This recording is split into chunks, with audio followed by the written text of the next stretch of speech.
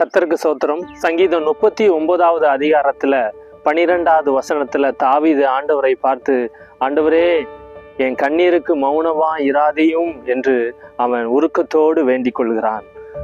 நம்மளும் சில நேரங்களில நம்மளுடைய கண்ணீருக்கு பதில் இல்லையே, இன்னும் அதற்கு ஒரு முடிவு இல்லையே அப்படின்னு நம்ம அநேக நேரங்கள் புலம்பிக் கொண்டிருப்போம்.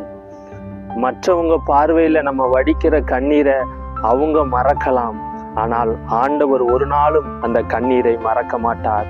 ஏதோ ஒரு காரியத்திற்காக நீங்க பல நாள் அழுது புலம்பி கொண்டிருக்கிற அந்த காரியம் இன்னும் கைகூடி நடக்கலையே, என் பிள்ளைகளுக்காக என் குடும்பத்திற்காக நான் கண்ணீரோடு ஜெபிக்கிற அந்த ஜெபத்துக்கு இன்னும் பதில் இல்லையே என்று நீங்க வேதனையோடு இருக்கலாம். ஆனாலும் ஆண்டவருடைய நேரம் வந்து விட்டது. நிச்சயம் உங்களுக்கான நேரம் கைகூடி வரப்போகிறது. அதற்கான பதிலையும் கர்த்தர் நிச்சயம் செய்ய போகிறார். உங்க கண்ணீருக்கு நிச்சயம் பதில் வரப்போகிறது. கர்த்தர் ஒரு நாள் அவர் மௌனமா இருக்க மாட்டார். உங்க காரியத்திற்கு நிச்சயம் ஜெயம் உண்டு.